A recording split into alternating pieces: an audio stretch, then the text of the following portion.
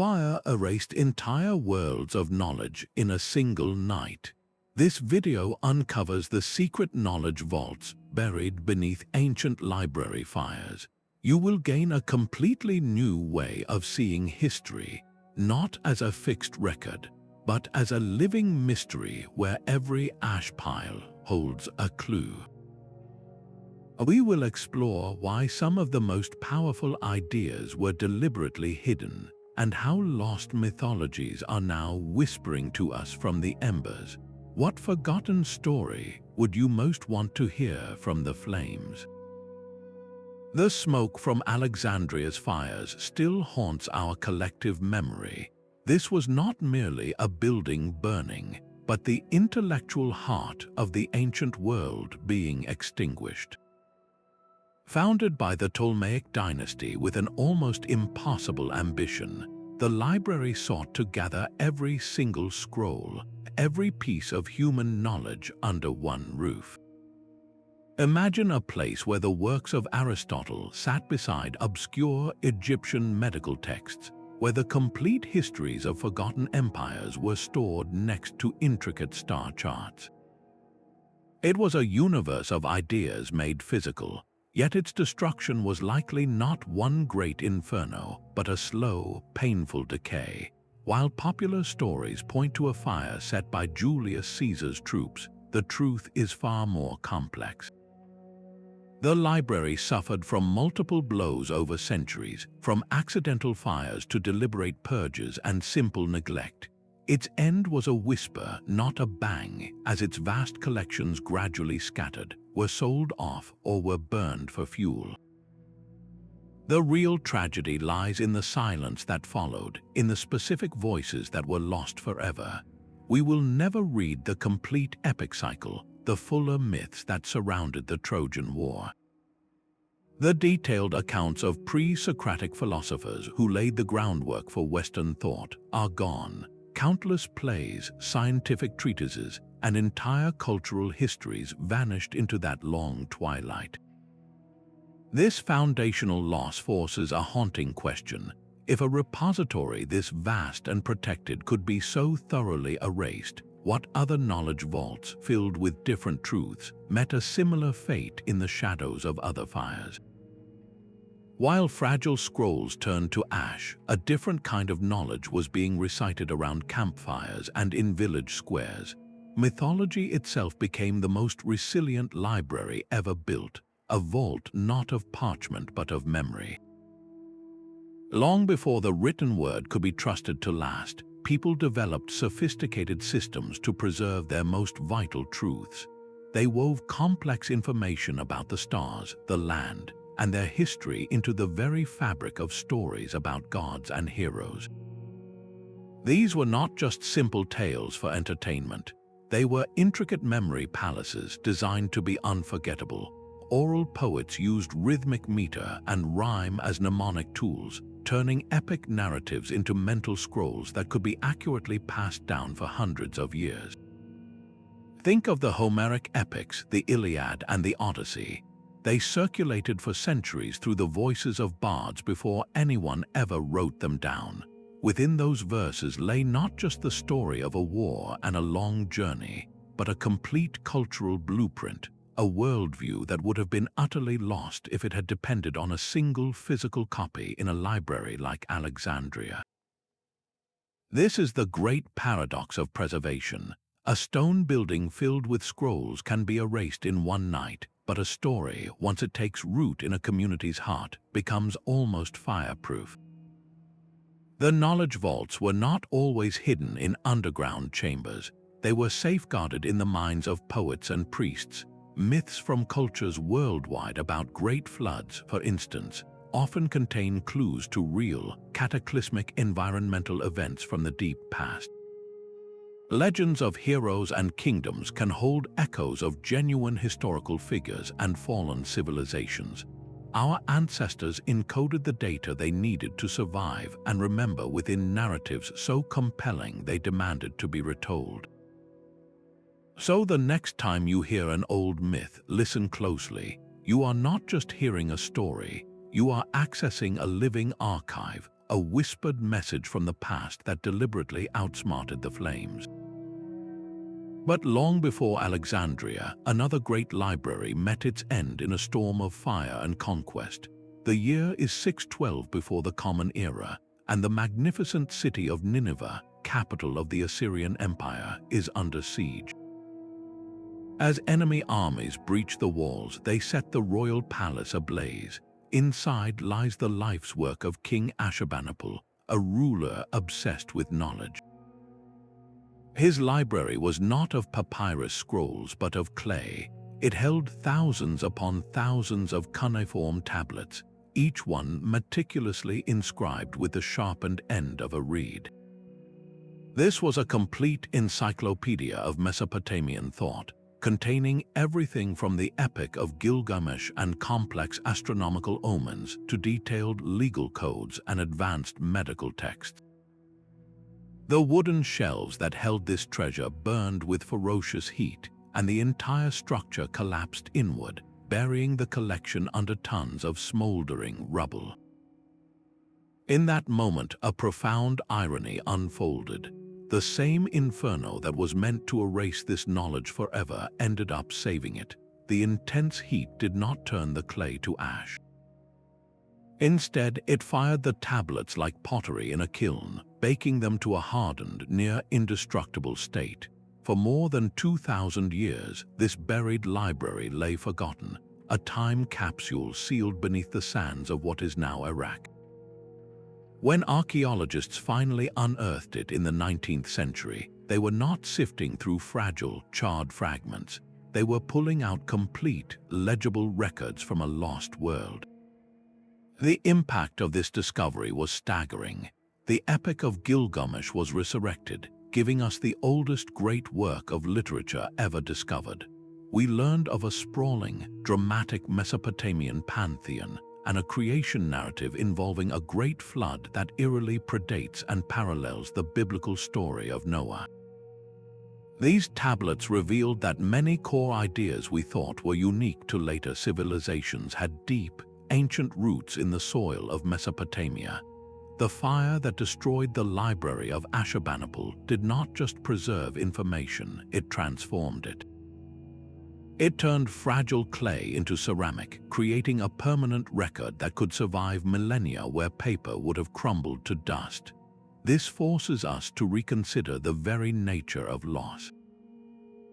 Could it be that some knowledge was never truly lost but merely waiting, baked solid by the very flames that sought to destroy it, for a future that was finally ready to listen?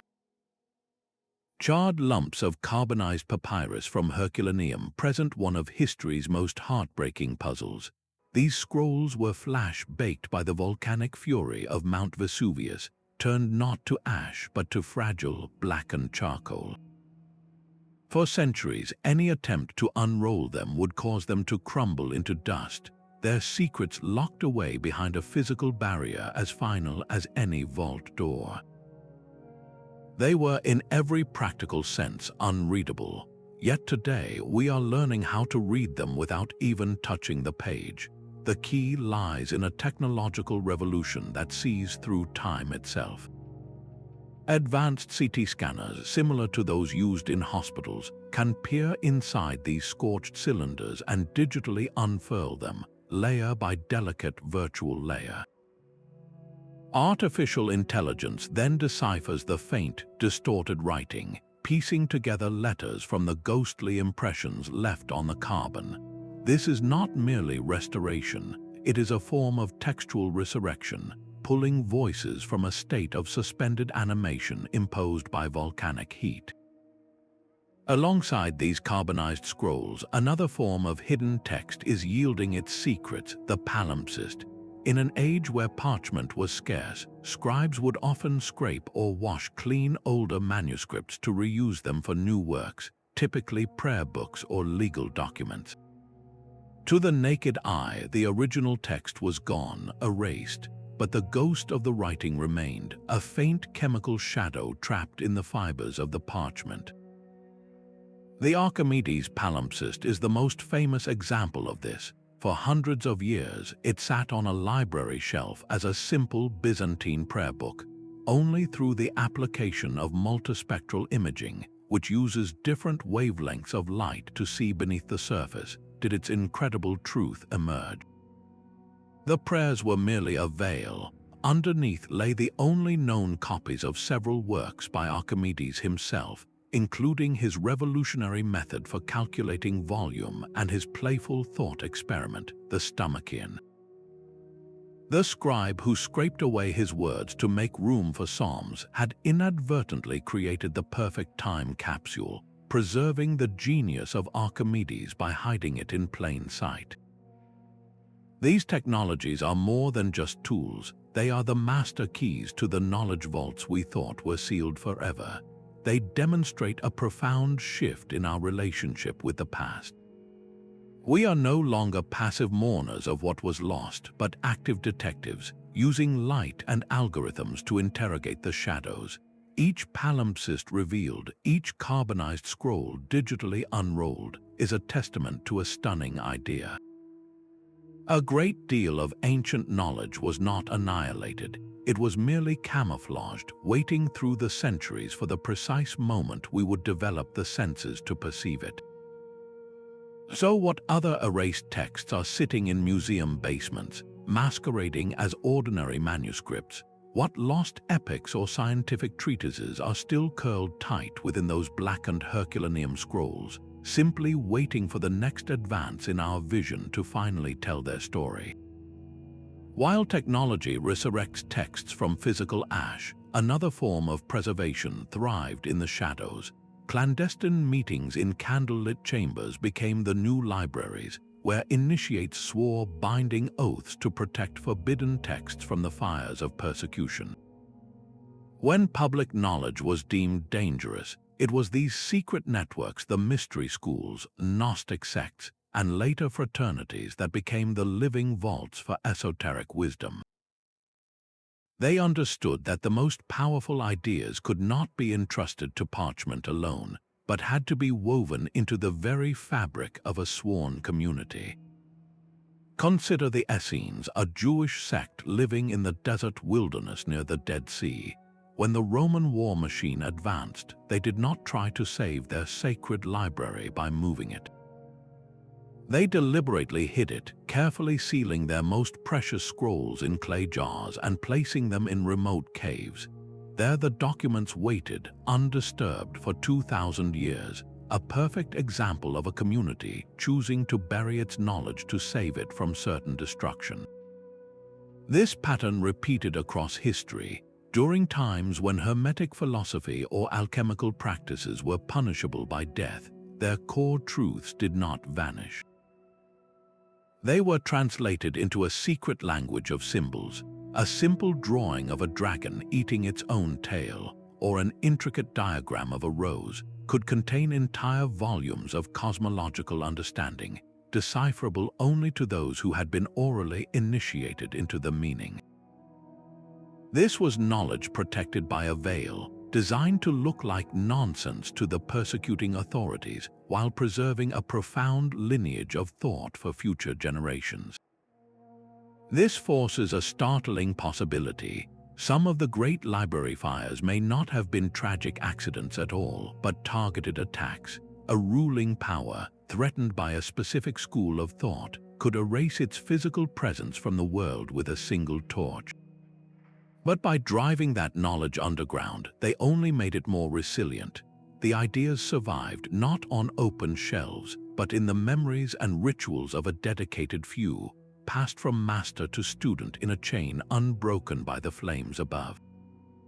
The most dangerous ideas, it seems, were often the best protected, finding sanctuary in the one place fire could never reach, the human spirit itself.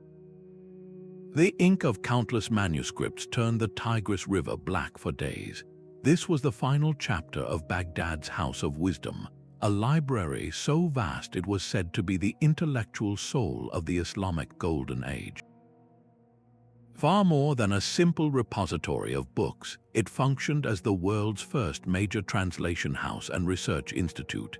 Caliphs sponsored scholars of all faiths to gather here, tasking them with a monumental project to seek out and translate the entire known world's knowledge into Arabic.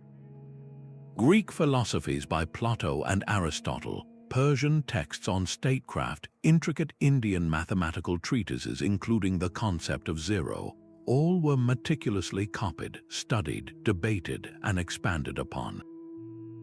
The House of Wisdom was not a quiet tomb for old ideas, but a vibrant engine of innovation, where new discoveries in astronomy, medicine, and algebra were born from this fusion of global thought. Its destruction came with the Mongol siege of 1258. Historical accounts describe the invaders throwing the library's priceless collections into the river, using the books as a bridge, or simply destroying them in an act of cultural annihilation. The river of knowledge literally ran dark, a visceral symbol of how quickly light can be extinguished. The loss of the House of Wisdom severed a critical link in the chain of human understanding. Many of the Greek texts that would later fuel the European Renaissance had been preserved and elaborated within its walls. Their destruction in Baghdad created a knowledge vacuum, potentially delaying the reawakening of science and philosophy in the West for centuries. This event demonstrates the profound interconnectedness of the ancient world's intellect. A library in Baghdad held the keys to understanding Greek thought, and its burning created shockwaves that would be felt from Europe to India. Yet even in this darkness, embers were saved. Foreseeing the end or fleeing in the chaos, some scholars gathered what scrolls they could carry and escaped into the night. These refugees became living libraries, seeding knowledge across North Africa, into Spain and beyond. The physical structure was gone, but the ideas, carried in the minds and satchels of those who escaped, found new soil in which to take root. The story of the House of Wisdom forces a haunting reflection. Its fate proves that knowledge is not a local phenomenon, but a global web, and that cutting one central node can plunge entire continents into a prolonged intellectual twilight. The stones themselves whisper a story of defiance. Long before the first torch was lit, some ancient architects designed their libraries not as open halls of learning, but as fortified vaults built to outlast empires. They understood that the greatest threat to knowledge was not ignorance but deliberate destruction. Look at the magnificent Celsus Library in Ephesus. Its ornate marble facade projected power and culture, but its true genius lay in the unseen. The builders constructed a double wall behind the bookcases, a hidden gap that acted as a permanent air buffer. This sophisticated system shielded the precious papyrus scrolls from the region's damaging humidity, fighting a silent, perpetual war against decay. This was not just architecture, it was a form of preservation engineering, a physical prayer for the immortality of words. Beyond such practical defenses, some repositories took on the character of tombs. The concept of a knowledge tomb is haunting, a library designed like a pharaoh's burial chamber, intended to seal sacred texts away for eternity rather than for daily use. These were not places for scholars to gather, but sanctums where truth was interred, meant to be discovered by a future civilization deemed worthy. Think of the possibility of hidden scriptoriums deep within labyrinthine monastic complexes, rooms so secret their very existence was denied to outsiders. In these spaces, copying texts was not just a chore, it was a sacred act of rebirth, creating duplicate souls for ideas in case the original was ever lost. Why go to such extremes? Because these builders knew that time and conflict were the true enemies. They embedded preservation into the very mortar and stone, creating physical brains meant to survive the death of the civilization that created them. The choice of remote, defensible locations, the use of fire-resistant brick and stone instead of wood, the intricate hidden chambers, all of it points to a profound and sobering realization. These cultures were not just collecting knowledge, they were building arks for it, preparing for a flood of fire they knew would one day come. The architecture itself becomes a message, a legacy carved in rock saying, "We knew this would be lost, but we built this vault to ensure something, anything, would remain." What other fortresses of forgotten wisdom still stand in plain sight, their true purpose erased by time, waiting for us to recognize them not as ruins, but as armored shells for a lost world's mind?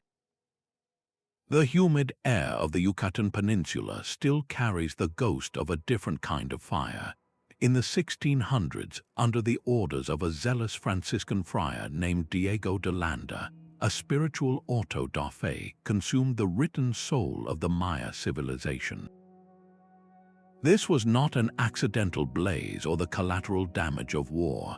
It was a deliberate, systematic act of ideological cleansing, a fire lit with the explicit purpose of erasing an entire way of seeing the world. Landa and his men gathered the Maya codices, these sacred books painted on long strips of bark paper and folded like screens, and cast them into a giant pyre. They believed they were burning pagan devilry, but in reality, they were incinerating millennia of accumulated genius. These were not simple religious texts. They were complex repositories of astronomy, history, and mythology. The Maya had charted the cycles of Venus with breathtaking precision, developed a sophisticated calendar system, and recorded the dynastic histories of their kings and queens across centuries. Each codex was a library in itself, a vibrant tapestry of glyphs and illustrations holding knowledge that had taken 1,000 years to compile. The scale of the loss is almost incomprehensible. Out of thousands of these sacred books, only 4 Maya codices are known to have survived the flames. We are left with mere fragments, trying to reconstruct a vast intellectual universe from a handful of charred pages. This creates immense, haunting gaps in our understanding. We can see the grandeur of their cities in the stone ruins, but without the codices, we have lost the voices that could explain their true meaning, the stories that gave life to those silent pyramids. Yet, even in the face of this cultural annihilation, the Maya spirit of preservation found a way. Recognizing that their own written tradition was being hunted to extinction, some indigenous scribes made a profound and pragmatic decision. They began to transcribe their most vital stories using the very alphabet of their conquerors. The Popol Vuh, the magnificent Maya creation myth that tells the story of the hero, twins, and their journey through the underworld, survives today not because a codex escaped the fire, but because anonymous Mayan authors secretly wrote it down in their own language using Latin script. It is a testament to the resilience of knowledge, a desperate and brilliant act of cultural salvage. The burning of the Maya codices stands as one of history's starkest lessons. It proves that the greatest library fires were rarely accidents. They were acts of ideological warfare, meticulously designed to destroy a people's memory, and with it their very identity. When a culture loses its stories, it loses a part of its soul. But as the Popol Vuh itself demonstrates, some stories are so essential, so deeply woven into a people's being, that they find a way to be reborn from the very ashes meant to silence them forever. A different kind of library has always existed, one that walks and breathes. In indigenous communities across the globe, the most vital archives are not stored on shelves but carried in the minds of dedicated knowledge keepers. These elders, shamans, and storytellers are living libraries, trained from childhood to memorize vast amounts of information through intricate oral systems. They hold the genealogies of their people, sometimes tracing lineages back dozens of generations. They carry detailed maps of the land in the form of stories, noting the location of every water source, every medicinal plant, and every sacred site. Entire creation myths and legal codes are preserved not in ink, but in the rhythmic patterns of their speech, passed down through an unbroken chain of recitation. This is knowledge embodied, a living, breathing vault that moves through time in the voices of its guardians. Consider the Australian Aboriginal concept of songlines. These are not merely songs in the way we understand them. They are epic navigational charts and creation stories woven into a single performance. A songline is a sequence of verses that describes the path of an ancestral spirit across the land, noting every rock, waterhole, and mountain. To sing the song is to navigate the territory, each verse corresponding to a specific landmark. The melody and rhythm are the mnemonic devices, ensuring the information is recalled with perfect accuracy. This transforms the entire continent into a vast sung library, where the land itself is the text and the singer is its interpreter. Similarly, in West Africa, the griot tradition fulfills this role. A griot is more than a musician. They are a historian, genealogist, advisor, and storyteller all in one. They memorize the histories of royal families, the details of treaties, and the epic narratives of great heroes, performing them for the community in a way that reinforces social bonds and cultural identity. The knowledge is encoded in the performance, in the cadence of the poetry and the accompanying music, making it a resilient and dynamic form of preservation. Colonial powers understood the power of these oral vaults all too well. The systematic suppression of indigenous languages and the forced removal of children from their communities were not just acts of cultural oppression, they were a deliberate form of library burning. By severing the chain of oral transmission, by silencing the elders and forbidding the ceremonies, they sought to erase these living libraries as effectively as any flame-consumed parchment. It was an attack on the very mechanism of memory, a calculated effort to destroy a people's connection to their past, their land, and their identity. The loss of a single elder without an apprentice to receive their knowledge was the equivalent of a library full of unique manuscripts turning to ash. Yet today, a powerful movement of reclamation is underway. Recognizing the fragility of these oral vaults in a modern, interconnected world, communities are racing against time to document what remains. Young people are apprenticing themselves to elders, learning the old songs and stories before they fade away. Linguists and anthropologists are working as partners, using recording equipment to create digital archives, not to replace the living tradition, but to back it up, to ensure that even if a voice falls silent, its wisdom is not lost forever. This modern recovery effort is a testament to the enduring power of the spoken word. It proves that the most profound recovery of buried knowledge does not always come from digging in the sand, but from listening intently to the living voices that have carried the fire of memory through the long night.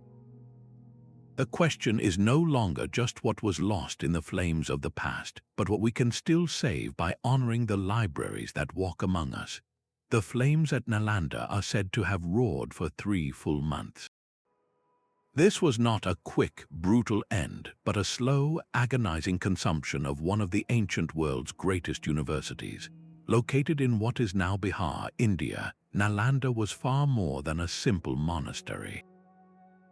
It was a sprawling intellectual metropolis, a magnet for thousands of scholars from as far as China, Korea, and Central Asia. For over 700 years, its gates were open to anyone who sought knowledge, creating a vibrant, global conversation about the nature of reality, medicine, mathematics, and logic. At the heart of this academic city stood its crowning glory, a library complex so immense it was housed in 3 magnificent multi-story buildings. Its name was Dharmaganya, which translates to the treasury of truth.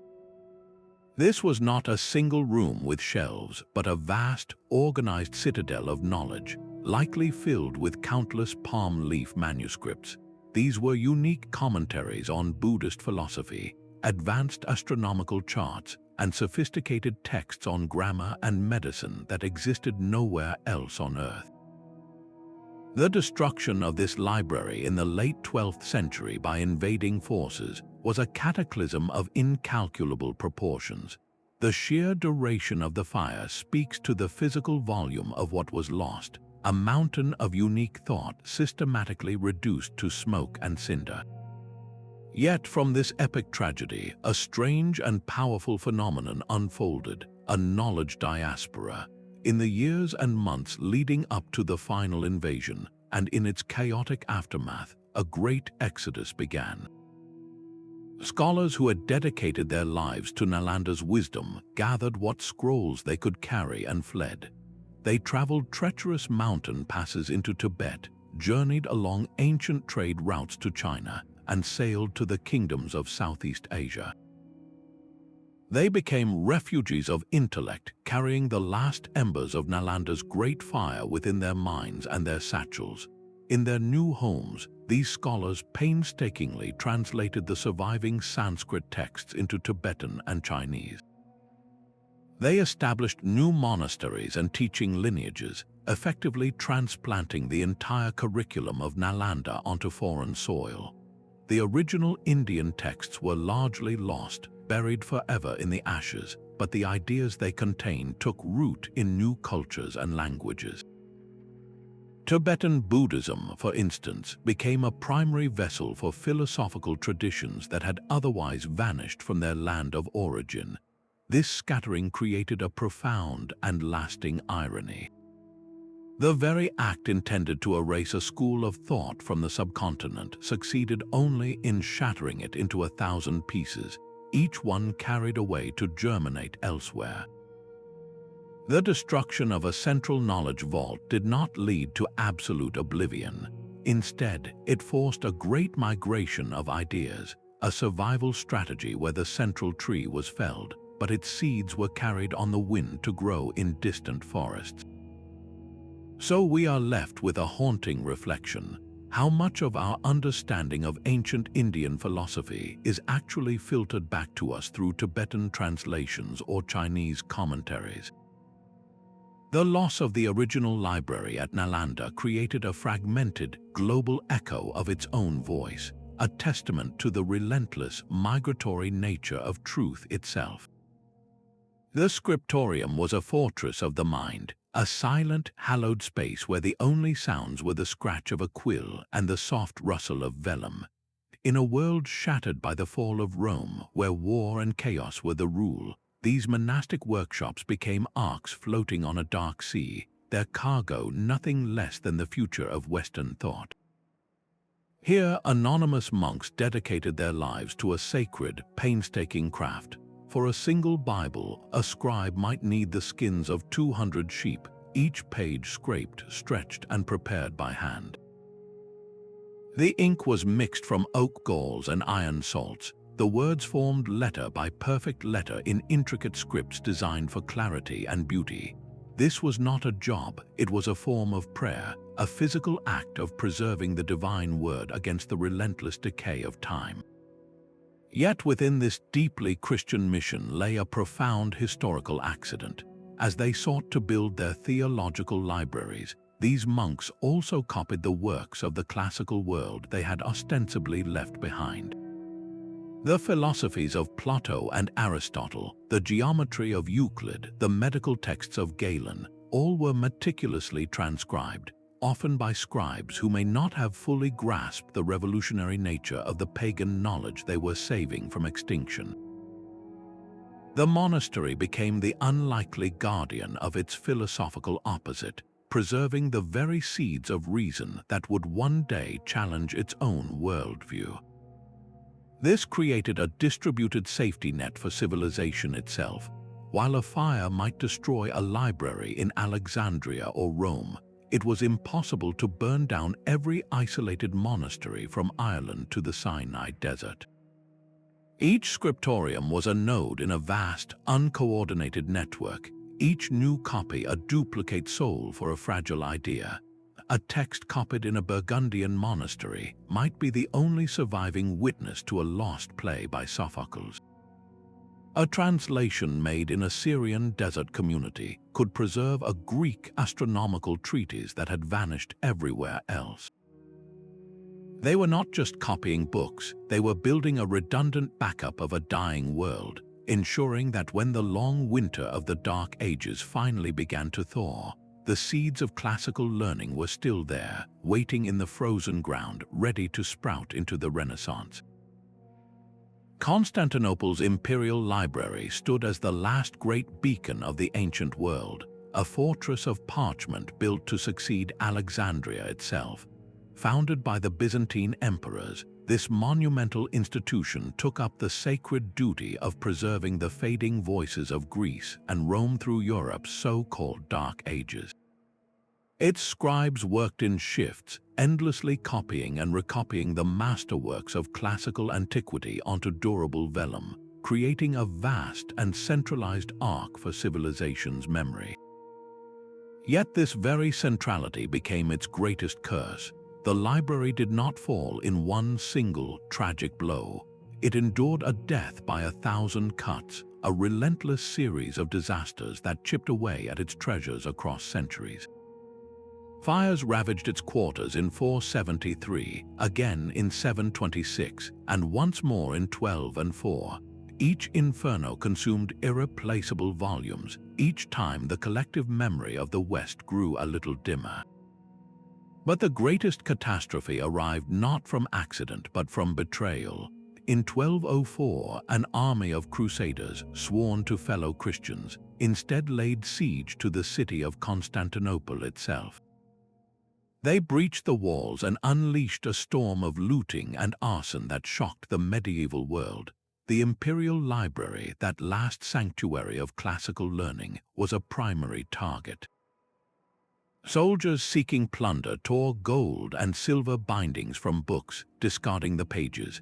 Others burned entire shelves of manuscripts for warmth, their campfires fueled by the complete works of playwrights and philosophers.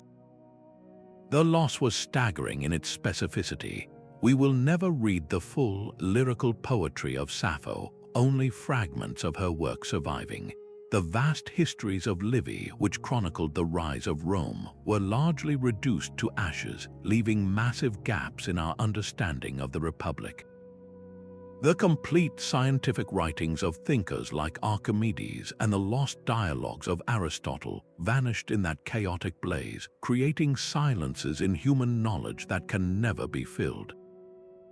Yet even here, in this nadir of cultural violence, a parallel story of salvation was unfolding. Centuries before the Crusader swords fell, a different preservation project had begun in the East.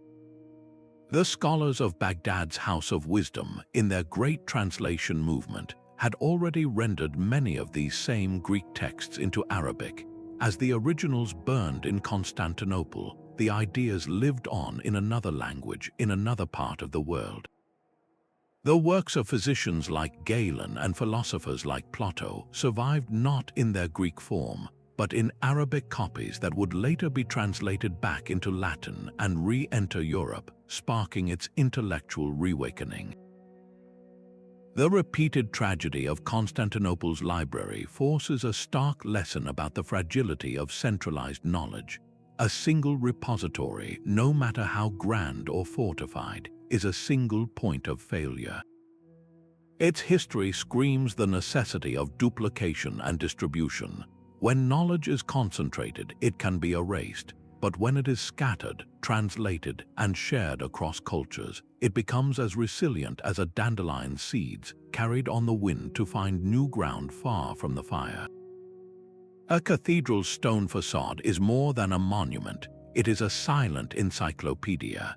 Long before the printing press made books widely available, the great architectural wonders of the world served as public libraries, their walls and ceilings dense with carved and painted symbols designed to hold entire systems of knowledge safe from decay and flame. This is the Allegorical Vault, a repository where myth and cosmology were encoded not in fragile ink, but in the enduring language of art. The common person, who might never read a line of Latin or Greek, could walk into a Gothic cathedral and receive a complete education in biblical stories, moral philosophy, and even natural science simply by gazing upward. The intricate rose windows told the story of creation with light and color. The grimacing gargoyles served as stone sermons on the perils of sin, and high above, the vaulted ceilings were often painted with celestial maps, a glittering reminder of the divine order governing the cosmos. This visual language was both universal and deeply layered, offering a simple story for the masses and a more complex, esoteric truth for the initiated who understood the symbolic key.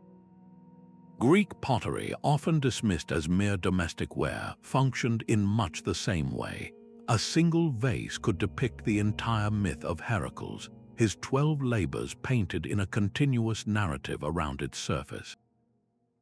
In a society where oral storytelling was paramount, these vessels were memory aids and cultural anchors, reinforcing shared values and a common mythological heritage in every home. They turned a dinner party into a recitation of epic poetry, ensuring that the deeds of heroes and the whims of the gods remained a living, breathing part of daily life. Even older and more monumental, the very alignment of the Egyptian pyramids speaks a silent, architectural language. The precise orientation of the Great Pyramid to the cardinal points and its internal shafts aligned with specific stars like Orion's belt are not mere feats of engineering. They are a permanent record of an advanced understanding of astronomy, a belief system literally set in stone that connected the pharaoh's journey to the afterlife with the eternal cycles of the heavens. This knowledge was too vital to be left to papyrus, which could rot or burn. It was embedded into the landscape itself, a library with a foundation of bedrock and a ceiling of stars. The survival of these allegorical vaults reveals a brilliant preservation strategy. A fire could wipe out a monastery's collection of manuscripts, but it could not melt the zodiac carvings on a cathedral's portico or erase the celestial alignment of a pyramid. The knowledge remained, waiting in plain sight for a time when we would learn to look past the surface beauty and begin to read the walls, so the next time you stand before an ancient temple or a medieval church, look closer. You are not just seeing art, you are standing at the threshold of a library that fire could not touch, its shelves made of stone and its books written in symbol. What other cosmic truths are still waiting, patiently carved in granite, for us to finally understand their language? Flames reached for the sky over Beijing in the summer of 1900, consuming a library that had stood for centuries as the very soul of Chinese scholarship. The Hanlin Academy was not merely a building, it was the pinnacle of an unbroken intellectual tradition, a living institution where the empire's greatest minds curated its deepest memories. Within its halls sat the Yongle Encyclopedia, a manuscript so vast it was called the greatest book ever created. Commissioned by the Ming Emperor Yongle in the early 15th century, it was a monumental effort to summarize all known Chinese knowledge up to that point, encompassing everything from astronomy and medicine to agriculture and art. With over 11,000 volumes, it was a complete universe of thought handwritten onto paper, a treasure that existed in only one single copy. This was the Academy's crown jewel, surrounded by a sea of other priceless works, rare manuscripts, and the original wooden printing blocks used to create countless other texts. The tragedy unfolded during the violent chaos of the Boxer Rebellion. As foreign troops fought their way into the city, the library found itself on the front lines. Historical accounts suggest the fire may have started from shelling, but its intensity was fueled by the library's own contents, the mountains of paper and the countless wooden printing blocks that burned like kindling, creating an inferno of unimaginable heat. The destruction was absolute and horrifyingly modern, captured in photographs and first-hand reports. The Yongle Encyclopedia was almost entirely lost, along with vast imperial archives and literary collections that held the unique voice of Chinese civilization. This was not a mystery from the deep past, but a knowledge catastrophe witnessed by the modern world. Its timing, on the very cusp of the 20th century, delivers a chilling message. The vulnerability of our collective memory did not end with the fall of Rome or the burning of Alexandria. The Hanlin Academy's fate is a stark reminder that the work of preservation is never finished, that every generation faces the same eternal challenge of safeguarding its legacy from the fires of conflict and chaos. A ghost library is slowly taking shape inside a supercomputer. This is the new frontier of archaeology, a realm where lasers and algorithms are rebuilding the intellectual cathedrals we thought were lost forever.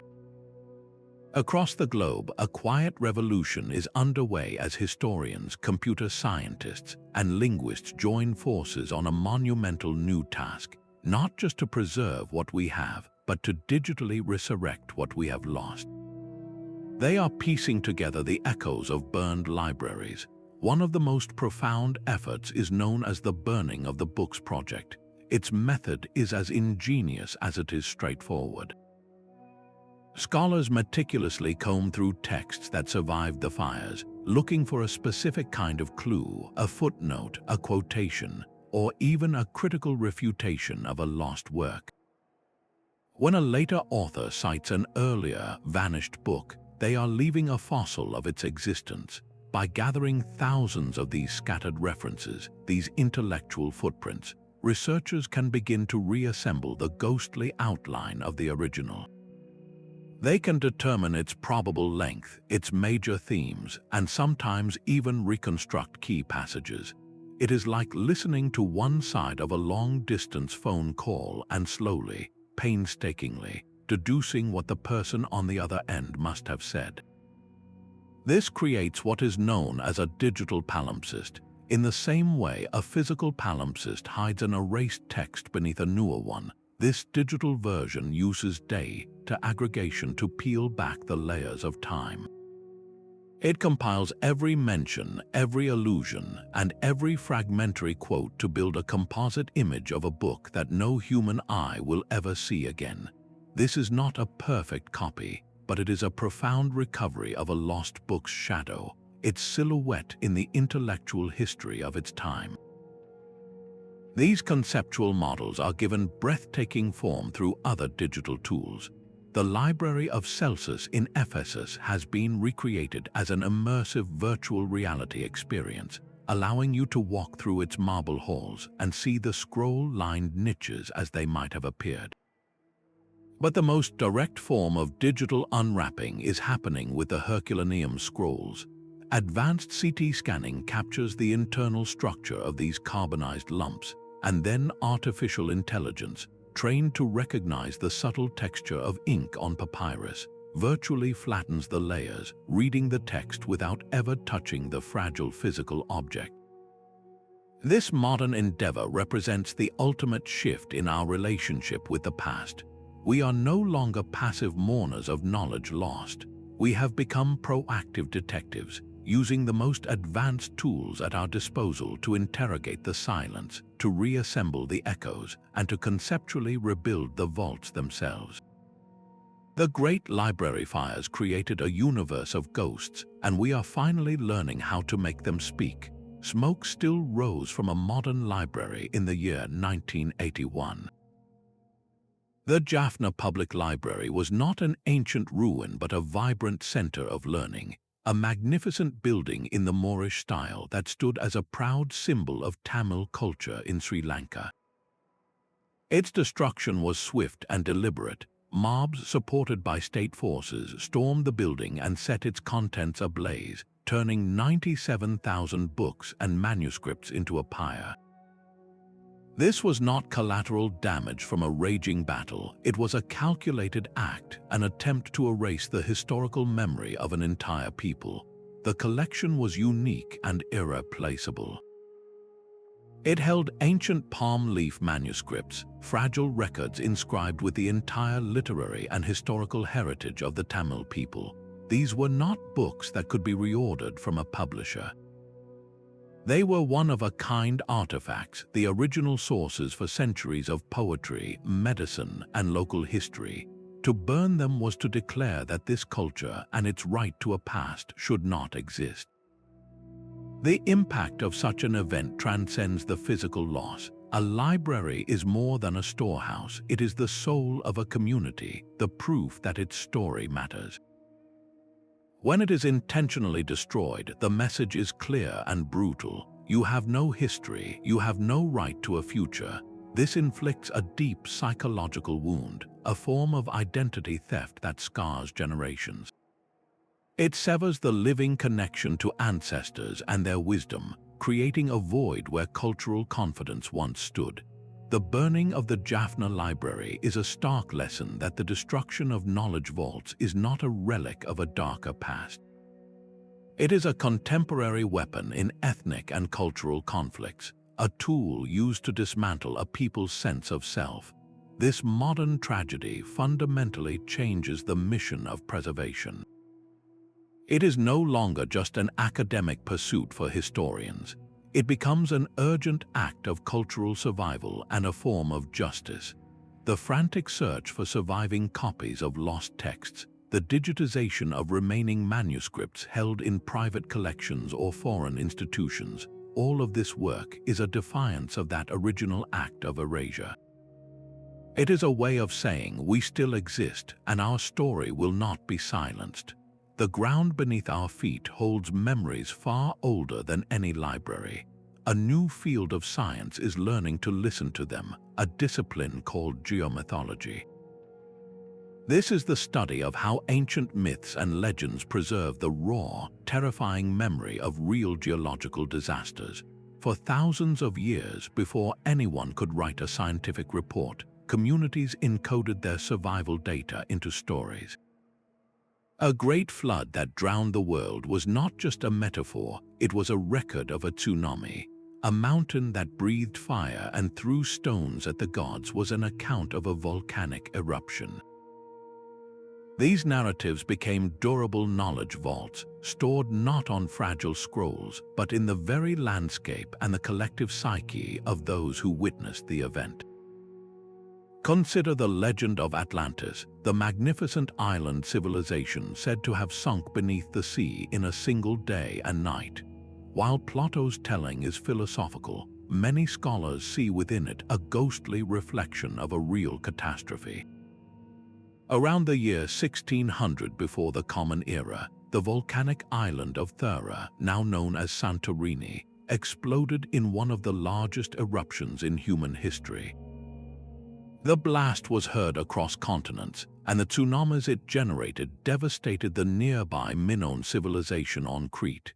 The myth of an advanced kingdom vanishing into the depths could easily be the folk memory of that cataclysm, passed down for generations until it was recorded by an Egyptian priest and later by Plato himself. On the other side of the world, Australian Aboriginal stories offer some of the most stunning proof of geomythology's power. Dozens of indigenous oral traditions meticulously describe coastlines that have not existed for thousands of years. They tell of bays that were once dry land, of islands that were once connected to the mainland. When these stories are compared to geological maps of sea level rise following the last ice age, the details align with breathtaking accuracy. These are not vague recollections but precise, place-based accounts of a changing world, preserved in song and ceremony for over 7,000 years. These myths are more than just tales, they are a pre-literate form of earth science. A story about an angry dragon causing the earth to shake is a culture's way of explaining and remembering the trauma of an earthquake. A legend of a great serpent carving a river valley might encode the memory of a monumental flood.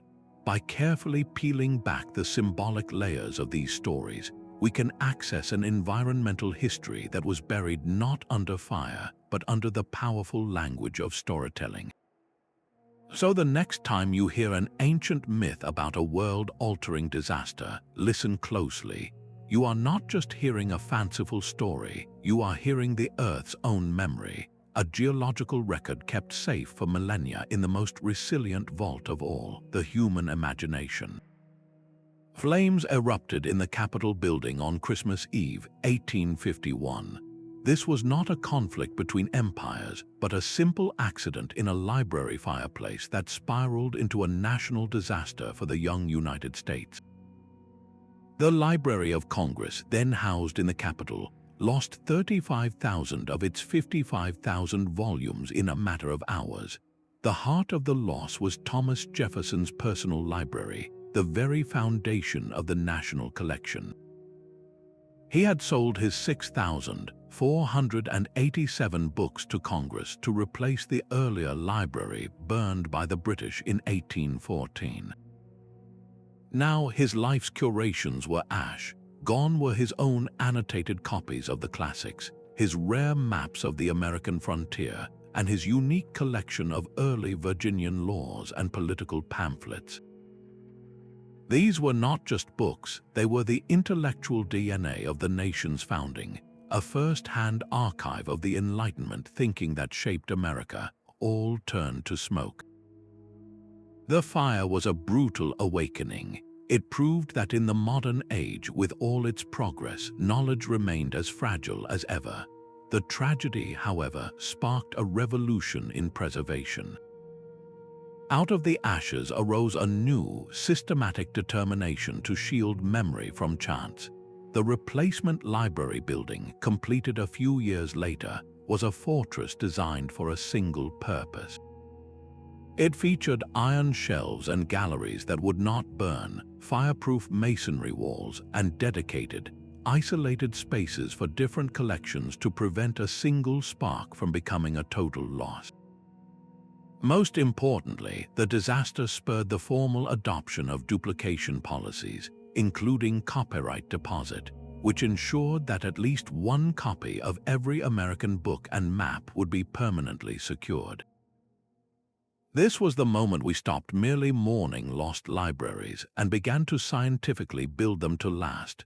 The 1851 fire marks a profound shift in human consciousness, a transition from passive victim of history to active guardian of it. We looked at the smoldering ruins of antiquity and finally said, never again. A sealed book is useless without the key to its language. For centuries, the great libraries of the past remained silent, not because their records were destroyed, but because we had forgotten how to read them. The monumental task of deciphering a lost script is the ultimate act of unlocking a knowledge vault, a process that can instantly liberate centuries of recorded thought from oblivion. No object embodies this struggle and its ultimate triumph more than the Rosetta Stone. Discovered by French soldiers in Egypt in 1799, this dark slab of granodiorite held the same message inscribed in 3 different scripts: sacred Egyptian hieroglyphs, a common Egyptian script called Demotic, and ancient Greek. Scholars could read the Greek, and so they had a perfect translation guide, a linguistic key that finally, after 1,400 years of silence, allowed Jean-Francois Champollion to crack the code of the pharaohs in 1822. The impact was immediate and profound.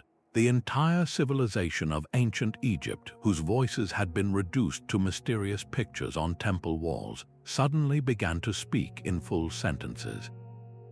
We could read their histories, their poetry, and their legal decrees, resurrecting a world from what had been decorative mystery. Yet for every Rosetta Stone, there are scripts that still guard their secrets with perfect silence.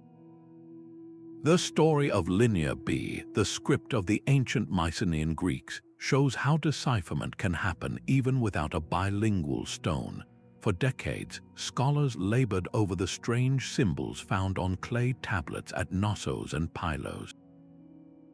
It was a brilliant architectural historian, Michael Ventris, who finally solved the puzzle in the 1950s. He approached it not as a linguist but as a codebreaker, using sheer logical pattern recognition. He hypothesized that certain repeating groups of signs might be the names of cities on Crete. Once he tested that key, the entire structure of the language, an early form of Greek, fell into place. In an instant, a shadowy prehistoric culture became a historical one, with records of its tax collections, its livestock, and its military preparations. A vault filled with administrative clay was suddenly thrown open, flooding a dark age with light. Today, this intellectual quest continues with even more elusive scripts. Linear A, the predecessor to Linear B found on Minoan Crete, remains one of history's most stubborn locks. Despite knowing the sound values of many signs from Linear B, the underlying language itself is unknown and appears unrelated to any other, sealing away the true voice of Europe's first advanced civilization. Far older and even more mysterious are the symbols of the Indus Valley civilization. Thousands of inscriptions on small seals and pottery, dating back over 4,000 years, present a script so brief and without any clear bilingual text that it has resisted all attempts at decipherment. The entire intellectual world of this vast, sophisticated society, which rivaled Egypt and Mesopotamia, remains mute to us. We can see their meticulously planned cities and their intricate art, but we cannot hear their stories, their laws, or their names for the gods. The methodologies for this great unlocking are evolving. Modern linguists use high-tech forms of comparative analysis, searching for statistical patterns and grammatical structures across huge digital corpora of text. Now, artificial intelligence is being trained on these undeciphered scripts, capable of running through millions of linguistic models and pattern combinations far beyond human capacity, searching for that first tiny fracture in the code. This endeavor is fundamental to our search for buried knowledge. A fire can preserve a library, as we saw with the baked clay of Ashurbanipal's collection. Archaeology can unearth it, but without understanding the language, the vault is still sealed tight, its contents a beautiful but meaningless treasure. Every undeciphered script is a library on fire, its wisdom shimmering behind the heat haze of an unknown alphabet, waiting for the one key that will bring the flames under control and let the words speak again. Smoke choked the streets of Cairo in 2011, proving that the burning of a library is not an ancient tragedy but a modern one. During the upheaval of the Egyptian Revolution, a fire engulfed the historic Institut d'Egypte. This was not a repository of dusty relics, but a living archive holding the original visual memory of Egypt itself. Its crown jewel was the Description de l'Egypte, a monumental work born from Napoleon's scientific expedition at the turn of the 19th century. This was not a single book, but a multi-volume atlas of staggering detail, filled with enormous engravings that meticulously documented the temples, flora, fauna, and daily life of a country that was to Europe a land of mystery. These plates were masterpieces of observation, the first time the West had systematically tried to capture the entirety of Egyptian civilization on paper. Alongside them were unique maps, manuscripts, and irreplaceable records that formed a foundational layer of modern Egyptology. As the flames took hold, a spontaneous and heroic act unfolded. Ordinary civilians, protesters, and soldiers, standing on opposite sides of a political divide, momentarily laid down their conflict and formed a human chain. They passed burning books hand to hand, snatching knowledge from the jaws of the inferno. It was a visceral, physical race against the fire, and they saved thousands of volumes through sheer, desperate effort. This event captures a painful paradox of our time. We possess the technology to digitally back up entire libraries, to create immortal copies that can be scattered across the globe in an instant. Yet our physical repositories, those unique originals that hold the aura and authority of history, remain heartbreakingly vulnerable to the fires of social unrest. The courage of that human chain, however, reveals something deeper. It shows that the instinct to save knowledge is woven into our very being. When chaos reigns, some people will still run toward a burning library, not away from it, because they understand on a fundamental level that to lose those pages is to lose a piece of our shared soul. That phantom limb of a lost golden age still aches in our collective mind.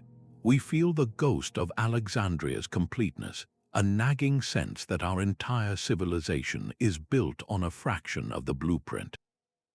This is not just a historical footnote, it is a deep cultural trauma, a psychological wound inflicted by the realization that our connection to the past has been severed. The burning of such libraries did more than destroy scrolls. It shattered a chain of memory, leaving us with a permanent and unsettling question: how much did we truly lose? This trauma manifests in two powerful, conflicting ways. The first is a desperate, almost obsessive drive to recover what was stolen from us. It is the fuel for every archaeologist digging in the desert, for every scholar hunched over a palimpsest, for every modern attempt to digitally resurrect a carbonized scroll. We are searching for more than information. We are seeking wholeness, trying to stitch that phantom limb back onto the body of history. This is why legends of places like Atlantis or rumors of hidden archives beneath the Vatican hold such immense power. They are not just stories, they are psychological life rafts. They represent the hope that the vaults are not entirely empty, that a single, surviving cache of knowledge could one day appear and restore our fractured inheritance. Yet this same trauma breeds its dark twin, a profound and corrosive skepticism. If so much can vanish in a single night, how can we ever trust the historical narrative we have? Our understanding of the ancient world is based on the tiny, random sample of texts that survived the flames. What if the plays we have from Sophocles are not his masterpieces, but his minor works, the ones that happened to be copied in a remote monastery? What if the entire epic cycle of the Trojan War, now lost, contained a perspective that would see Chinese letter our understanding of Greek heroism? This skepticism whispers that history is written by the lucky, by the fragments that escaped the fire, not by the most true or the most important. Every gap in the record is a void where an alternative truth might have lived. So the next time you feel a strange pull toward a story of a lost civilization or a hidden library, recognize it for what it is.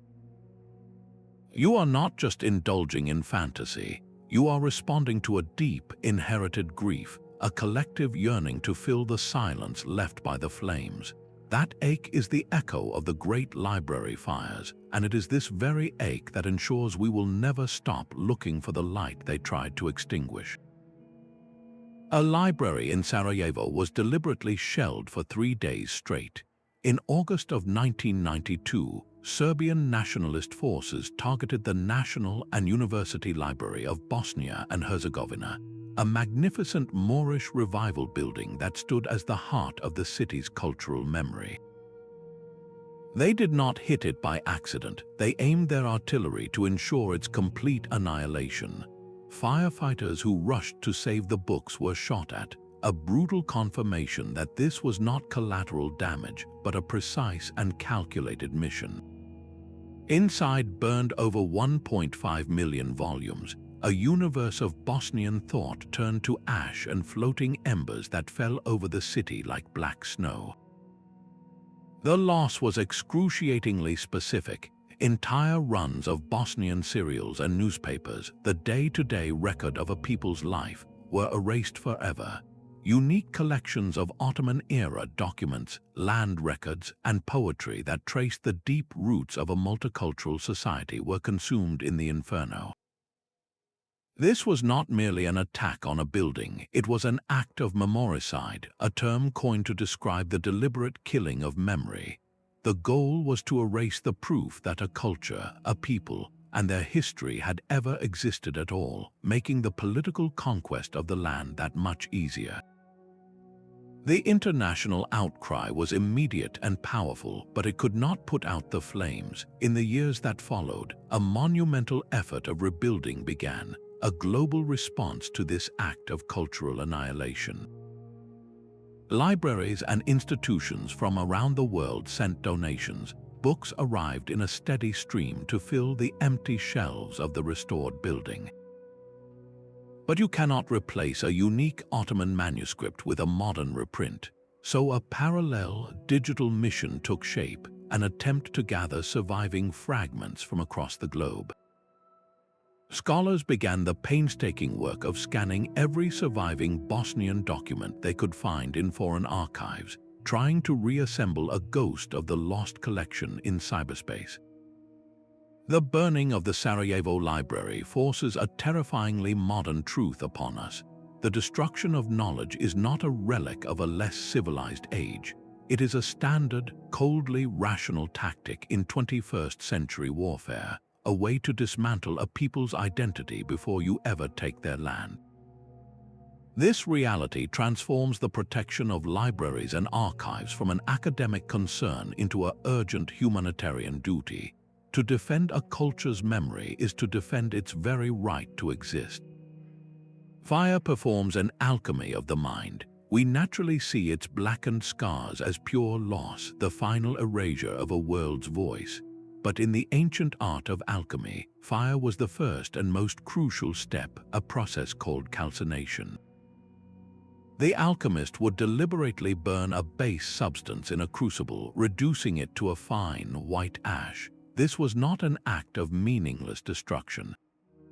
It was a purification, a necessary burning away of the gross and impure to reveal the hidden, essential spirit trapped within the material.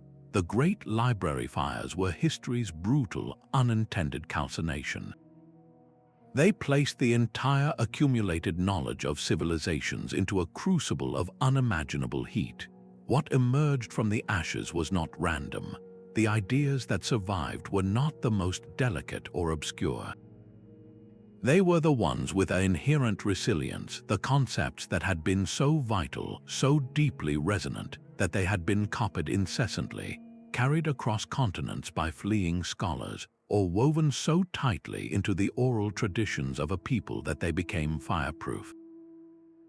The Epic of Gilgamesh survived not on one fragile tablet in Nineveh, but because it was a story repeated and cherished across Mesopotamia. Core philosophical principles from Greece were saved because they were translated, debated, and embedded into the intellectual bedrock of multiple cultures. The fires, in their terrible way, forced a ruthless distillation. They burned away the peripheral and the transient, leaving behind a concentrated residue of what a culture truly held sacred, what it could not bear to live without. This shifts our entire relationship with the fragments we possess. The surviving plays of Sophocles, the rescued dialogues of Plato, the handful of Mayan codices, these are not the pathetic, charred leftovers of a greater whole. They are the purified essence. They are what the alchemical fire of history could not consume. They represent the most potent, enduring core of those ancient worldviews, the ideas that proved strong enough to walk through the flames. So when we study these survivors, we are not looking at a random sample of the past. We are being handed a refined concentrate of its deepest wisdom. The question is no longer what we lost, but what powerful truth managed to survive everything and why. The smoke over Mosul carried the distinct scent of burning paper in 2015. This was not collateral damage from a passing battle. It was a calculated, theatrical performance of annihilation. Fighters from the so-called Islamic State stormed the University of Mosul library, piling thousands of books and manuscripts into the courtyard and setting them ablaze. They filmed their own crime, broadcasting the destruction of priceless Islamic scientific and philosophical texts to the world. This was a systematic campaign to burn down the intellectual history of the region itself, to erase any cultural artifact that contradicted their rigid and extremist ideology. They were not just destroying paper, they were trying to murder a pluralistic past, one where Muslim scholars pioneered algebra, advanced optics, and preserved the works of Aristotle. The goal was to leave a cultural vacuum, a blank slate upon which only their own narrow doctrine could be written. Yet even as the fires raged, a different kind of network was already moving in the shadows. Librarians, professors, and ordinary citizens risked their lives in a modern-day scriptorium of defiance. They formed secret operations to smuggle manuscripts out of the city, hiding rare books in basements and under floorboards. While some texts were fed to the flames, others were digitally photographed page by page on smartphones, the images uploaded to secure cloud servers far from the conflict. This was a distributed, decentralized rescue mission, a global effort to back up a civilization's memory in the one place ISIS could not reach, the digital realm. The battle for these knowledge vaults makes one thing terrifyingly clear. The war against memory is not a relic of antiquity. It is a permanent feature of the human landscape, and the front lines have now shifted. Our shared heritage is no longer protected solely by stone walls or hidden chambers, but by server farms and encryption, by the quiet courage of individuals who understand that saving a PDF can be as revolutionary as saving a parchment scroll. The digital world has become our new Library of Alexandria, and we are all its scribes and guardians. This enduring ache for lost libraries has birthed a modern mythology of its own. We see it in the whispered legends of the Vatican secret archives, a place said to hold forbidden manuscripts and suppressed histories locked away from public view. We hear it in the persistent theory of a hall of records buried beneath the paws of the Great Sphinx, an Atlantean library waiting to reveal the secrets of a lost world. These are not just fringe ideas, they are powerful cultural narratives that fulfill a deep psychological need. In the face of the immense, silent void left by Alexandria and Nalanda, we invent the possibility that the knowledge was not destroyed but deliberately hidden. It is a far more comforting thought. It means the wisdom of the ancients was not fragile, but instead so potent it had to be protected, sealed away until a future generation proves itself worthy of such truth. This transforms the historical tragedy of burned libraries into an epic quest, a puzzle to be solved rather than a loss to be mourned. The act of uncovering becomes a fundamental human drive, a story we tell ourselves to cope with the terrifying fragility of our collective memory. We would rather imagine a world where the great works are merely locked in a vault, awaiting the right key, than accept that they are simply gone, turned to smoke and forgotten. This modern mythmaking is in its own way a form of preservation. It keeps the memory of the loss alive by fueling an endless search for what might remain. Every documentary about a hidden chamber, every novel about a discovered codex, is a testament to our refusal to accept the finality of the flame. It proves that the most resilient knowledge vault is not made of stone or clay, but of hope itself, a stubborn belief that somewhere, a complete copy of the past is waiting in the dark, ready to restore our stolen inheritance.